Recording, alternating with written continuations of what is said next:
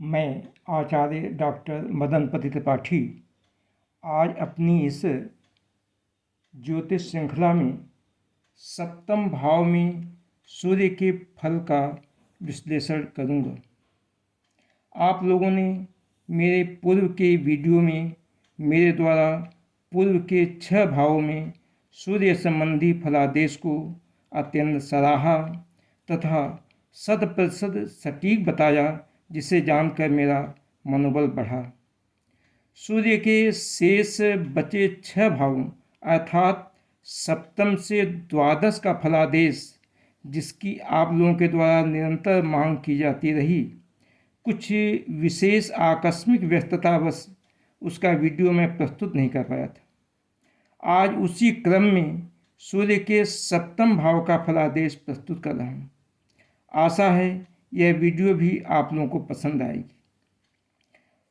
आपसे आपकी अपनी जन्मपत्री खोलने के लिए कहने के पहले यह कहना चाहूँगा कि अनेक श्रेष्ठ विद्वान ज्योतिषियों ने मुझसे यह जानने का आग्रह किया है कि जन्म चक्र से फलादेश करें या चलित चक्र से। इसमें बड़ी दुविधा बनी है, कृपया मार्गदर्शन करें। तो मैंने उन्हें भी बताया और आप लोगों को भी बता रहा हूँ।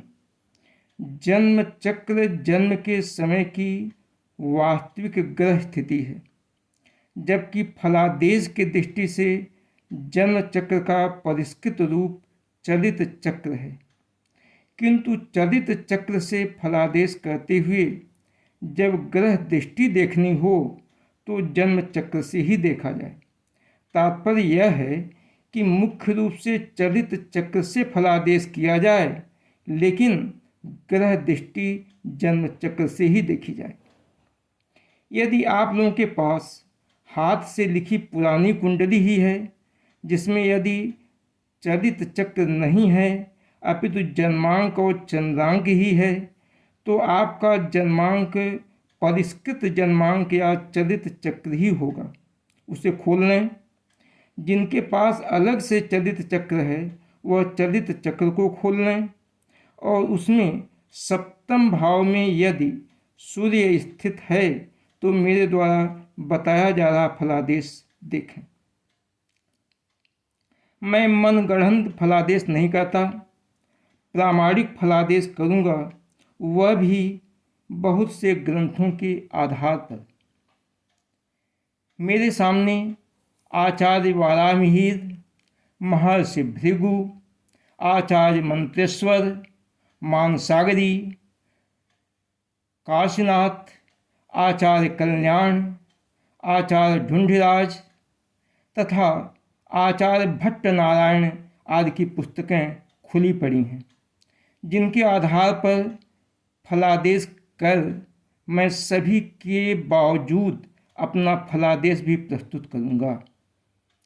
तो मेरे द्वारा प्रस्तुत सप्तम भाव में सूर्य के चार्ट जो यहाँ प्रस्तुत है उसको देखें। यहाँ सप्तम भाव में सूर्य है। यह पहला भाव, यह दूसरा भाव, यह तीसरा भाव, यह चौथा भाव, यह पांचवा भाव और यह छठवां भाव और यह सातवां भाव है, जहाँ पर सूर्य विराजमान है। आठवां, नौवां, 10वां और एकादश और यह द्वादश भाव। लेकिन यहाँ सातवां भाव जो है इसमें सूर्य विराजमान है। तो हम आज सूर्य के 7वें भाव से संबंधित ही फलादेश करेंगे। तो फलादेश प्रस्तुत है। सर्वप्रथम महर्षि भृगु के सूत्र को प्रस्तुत कर रहा हूँ। महर्षि भृगु सप्तम भाव में सूर्य के स्थित होने का फल बताते हुए कहते हैं, सप्तमे विवाह विलंबनम, अर्थात जिसके कुंडली में सप्तम भाव यानी 7वें भाव में सूर्य हो तो उसका विवाह देर से होता है। दूसरा फल है स्त्री द्वेषी, अर्थात उसका अपनी पत्नी से पटता नहीं है, पत्नी से वैमनस्य बना रहता है। तीसरा फल लिखते हैं दार द्वैवान, अर्थात कभी कभी देखा जाता है कि ऐसे व्यक्ति की दो पत्नियां होती, जिनके कि सूर्य 7वें स्थान में होता है, ऐसे व्यक्ति की दो पत्नियां होती हैं, अर्थात उसका दो विवाह होता है। चौथा फल है विनोदशील, अर्थात व्यक्ति मस्त मौला या मजाकिया स्वभाव का होता है। पांचवा फल कहते हैं दार द्वेषी, अर्थात वह स्त्रियों के साथ विरोध रखता है। छठवां फल है नाशांत बुद्धि, अर्थात व्यक्ति कुछ उल्टी बुद्धि वाला होता है, अर्थात कुछ का कुछ सोच बैठता है। इसमें अब मैं अपना अनुभव बता रहा हूँ। महर्षि भृगु ने लिखा तो ठीक है, किंतु मैंने अनुभव में पाया है कि यदि 7वें भाव में सूर्य स्वगृही हो और बलवान हो तो व्यक्ति की केवल एक ही पत्नी होती है, दो पत्नी नहीं, अर्थात उसका दूसरा विवाह नहीं होता। लेकिन 7वें भाव में सूर्य यदि अपने शत्रु ग्रह की राशि में हो या अपनी नीच राशि में हो अथवा अपनी नीच राशि में स्थित ग्रह के द्वारा देखा जा रहा हो या फिर किसी पापी ग्रह की उस पर पूर्ण दृष्टि हो, तो ऐसी स्थिति में उसको एक से अधिक पत्नियां होती हैं। एक बात और कहना चाहूँगा कि महर्षि भृगु के पीरियड में 10 से 12 वर्ष की आयु तक में लड़कियों की शादी कर दी जाती थी। उसके बाद की आयु में जो विवाह किए जाते थे उसको विलंब या देर से हुई शादी मानी जाती थी। फिर भी यहाँ सांकेतिक फलादेश विलंब या देर से शादी होना ही ग्रहण करना चाहिए। कभी कभी देखा गया है कि 7वें भाव में यदि मेष या धनु राशि का सूर्य हो तो भी कदाचित दो विवाह के योग बनते हैं। आचार्य वाराह मिहिर 7वें भाव में सूर्य का फल इस प्रकार लिखते हैं, स्त्रिभिः गता परिभवम मदगे मतंगे, अर्थात लग्न से सप्तम सूर्य होने पर व्यक्ति को स्त्रियों से अनादर, अपमान या घृणा प्राप्त होता है। आचार्य मंतेश्वर कहते हैं जिसके 7वें स्थान में सूर्य हो वह शासन या अधिकारियों से विरोध रखता है, अर्थात अधिकारी या शासक इसके विरुद्ध हो जाते हैं और इसे दंडित करने का उपाय ढूंढते रहते हैं और कभी कभी तो इसे पनिशमेंट भी दे देते हैं। भाव कौतूहलकार लिखते हैं 7वें स्थान में सूर्य के होने से पत्नी मनोनुकूल नहीं होती या दुष्ट होती है और कभी कभी ऐसा व्यक्ति स्त्रीहीन भी देखा गया है। ऐसे व्यक्ति का पेट और देह दोनों एक बराबर होते हैं। आचार्य ढूंढिराज लिखते हैं, श्रिया विमुक्त हतकाय कांति भया मयाभ्याम सहित कुशील निपप्रकोपातिकृशो मनुष्य सीमंति न सद्मनि पद्मनीषि, अर्थात जिसके जन्म चक्र में लग्न से सूर्य सप्तम में हो वह अधिक धनी नहीं हो पाता। इसका चेहरा लोभीला नहीं होता, अंदर ही अंदर इसे किसी प्रकार का डर बना रहता है और इसे रोग भी घेरे रहते हैं, बीमारियां भी इसे लगी रहती हैं। आचार्य कल्याण वर्मा ने लिखा है कि कभी कभी सप्तम भाव के सूर्य वाले व्यक्ति को जेल भी अवश्य जाना पड़ता है, चाहे वह जिस रूप में जाए।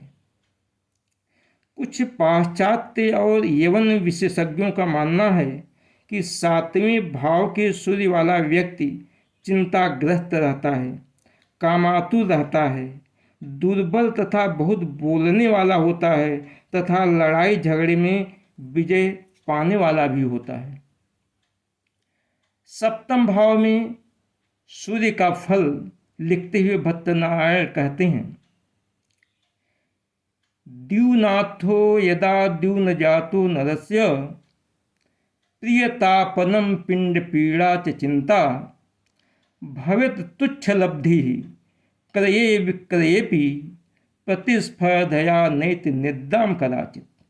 अर्थात जिस जातक के जन्म लग्न से 7वें स्थान में सूर्य हो, उसे स्थिति से क्लेश, मानसिक चिंता, शरीर में रोग तथा व्यापार या नौकरी से बहुत थोड़ा लाभ प्राप्त होता है। मुकाबले में या प्रतिस्पर्धा में आगे बढ़ने की इच्छा होने के कारण उसे सुख से नींद भी नहीं आ पाती।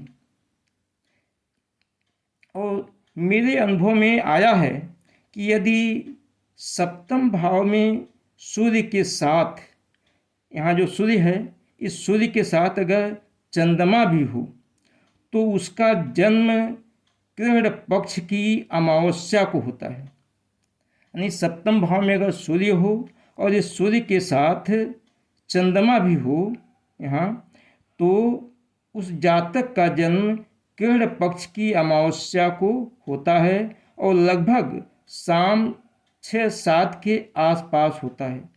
ऐसा मेरे अनुभव की बात है।